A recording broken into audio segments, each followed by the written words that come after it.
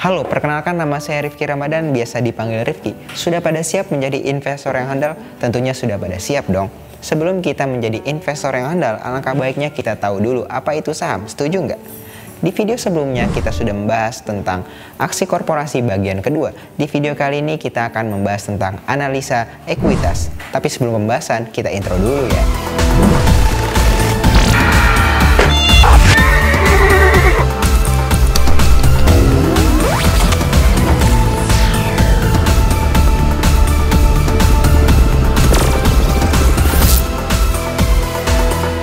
Pada tahap awal tentang analisa ekuitas, kita bisa menggunakan kajian industri untuk mengkaji sebuah industri. Kita bisa menggunakan dua pendekatan. Pendekatan pertama adalah top-down analisis dan yang kedua adalah bottom-up analisis. Untuk pendekatan top-down analisis, di mana kita akan menganalisa dari sisi kondisi faktor ekonomi global, bagaimana pergerakan pasar, bagaimana kebijakan moneter dari berbagai negara di belahan dunia lainnya. Kemudian kita akan melanjutkan dengan menganalisa bagaimana kondisi makroekonomi Indonesia.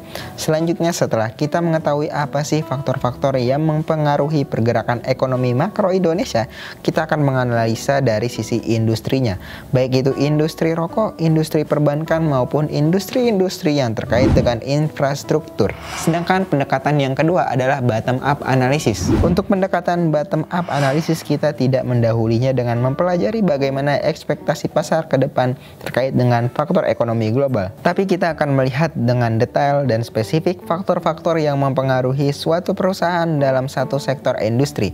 Ada sebuah perusahaan yang bisa delivery revenue growth maupun earning growth yang bagus, dan itu disebabkan suatu hal atau strategi khusus yang dilakukan oleh manajemennya. Setelah kita melihat dari sisi company-nya, kita akan melihat dari sisi industrinya. Poin pertama dari bottom up selection atau bottom up analysis. Kita akan menggali dulu nih strategi apa yang digunakan oleh sebuah perusahaan sehingga memiliki kinerja yang lebih baik dari perusahaan lainnya. Untuk analisa industri, kita bisa menggunakan pendekatan dari sudut Porter 5 Force Model. Model ini menganalisa bagaimana posisi competitiveness suatu perusahaan terhadap suatu industri. Di sini yang dilihat faktornya yang pertama adalah bargaining power dari customer, seberapa besar bargaining power dari customer sehingga membuat perusahaan itu memiliki atau tidak memiliki kemampuan untuk test on price. Kepada customer, bentuknya adalah apakah perusahaan akan menaikkan harga kepada customernya. Faktor yang kedua adalah bargaining power dari supplier. Di sini memperlihatkan seberapa besar kemampuan bargaining power supplier terhadap perusahaan tersebut.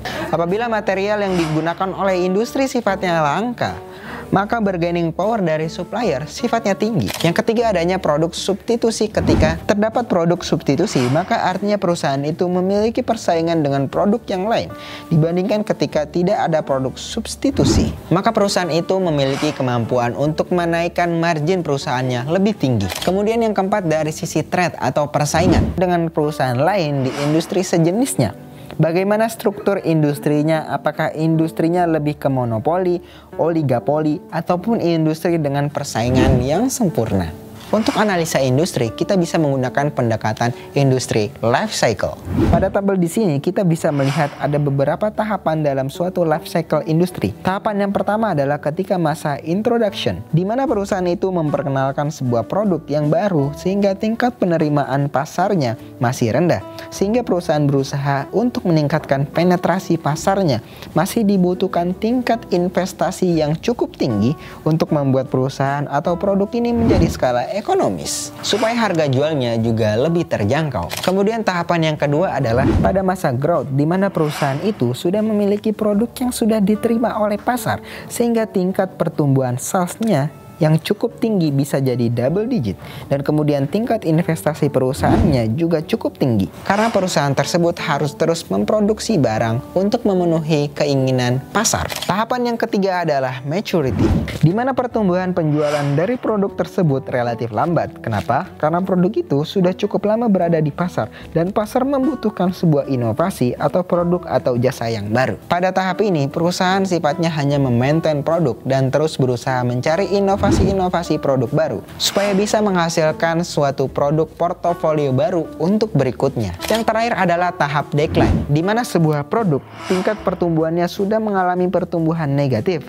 Pada kondisi ini, perusahaan tidak ingin melakukan investasi lagi untuk memproduksi lebih banyak jumlahnya karena sudah mengalami penurunan sales. Pendekatan analisa industri berikutnya adalah kita mencoba mempelajari dan mengidentifikasi faktor-faktor eksternal apa saja yang mempengaruhi sebuah industri.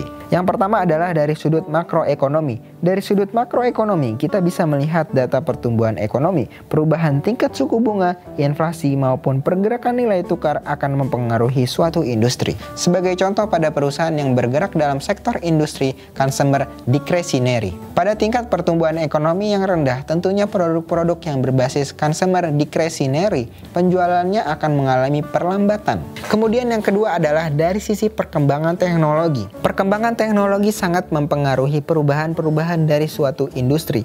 Beberapa contohnya sudah banyak terjadi, di mana online fields cukup mempengaruhi atau mengurangi pertumbuhan penjualan dari retailer-retailer. Sehingga pada saat ini, kita sudah melihat kondisi di mana beberapa debt store mengurangi jumlah skornya.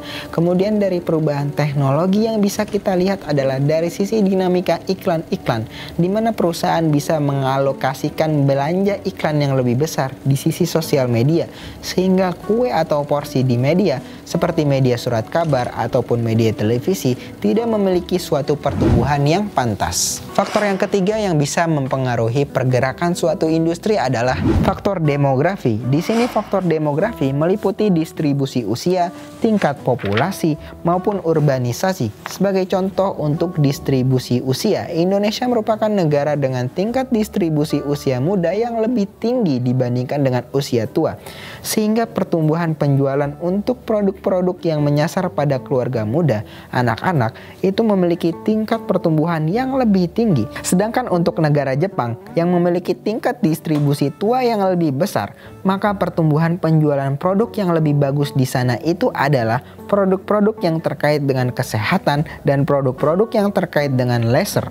Kemudian dari sisi tingkat populasi itu juga mempengaruhi, di mana sebuah negara dengan tingkat populasi yang besar itu memberikan sebuah potensi pasar yang cukup bagus untuk pasar retail maupun pasar consumer. Kebijakan berikutnya adalah faktor mengenai kebijakan pemerintah, di mana kebijakan pemerintah sangat mempengaruhi pergerakan sebuah industri.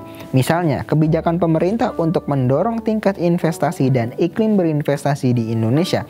Kemudian juga kebijakan pemerintah yang terkait berusaha menurunkan suku bunga. Kemudian juga kebijakan pemerintah yang terkait berusaha menurunkan suku bunga atau melonggarkan kebijakan perbankan untuk mendorong pertumbuhan kredit.